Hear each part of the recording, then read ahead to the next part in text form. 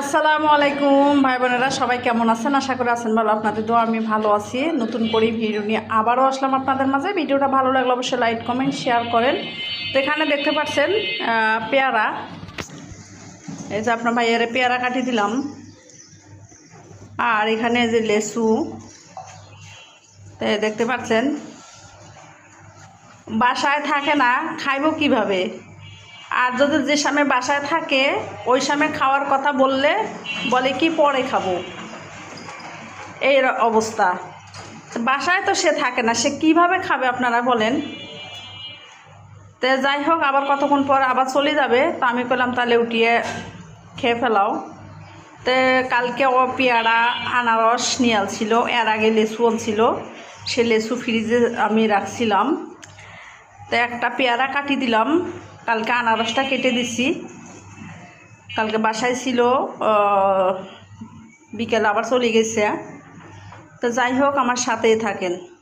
এখানে যে আমি ভাত বসাই দিলাম, যেহেতু দুপুরে চলে যাবে ভাত খায়া। তরকারি একটু আছে, আর একটু কিছু রান্না করব, ফ্রিজও তরকারি আছে, গরম করব। আসলে গরমে কোনো জিনিস খাওয়া যাইতেছে না।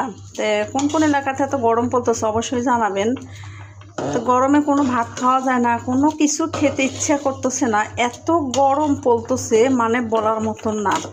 কি আর বলবো ভাই বোনেরা, গরমে রাত্রে তো ঘুম হয় না। আর রাস্তার ধারের বাসা, গাড়ির শব্দতে ঘুম হয় না। জ্বালানা খুললে আতঙ্ক, গাড়ি এসে শব্দ হয়ে যায়, অটোর শব্দ হয়। তারপরে আবার দিনে তো হলো উপরে কোনো ফ্ল্যাট নাই, দুইতলা আমাদের এই ফ্ল্যাটটা।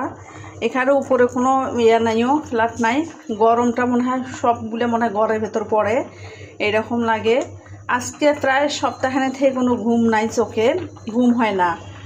আজকে তো ঈদ হবার এক সপ্তাহ হইল, এক সপ্তাহ থাকি কোনো বৃষ্টি নেই, কোনো কিছুই নাই। আসলে কী রকম যে লাগতেছে সেটা নিজেও মানে বলতে পারতেছি না, এত গরম পড়তেছে। তা আসলে বৃষ্টি হওয়াটা শতগুণেই ভালো দেখলাম। আর বৃষ্টি হইলে তো একটানা হইতেই থাকে, তখন আবার ফির রাস্তাঘাটে পানি উঠে, মানে কোন দিক যাব, মানে এইরকম। তো যাই হোক, আর এখানে আমি এই যে পটল সিদ্ধ করলাম। তো এই যে এটাতে আবার মাংস আছে, নাই দেখাইলাম মাংস আর কি।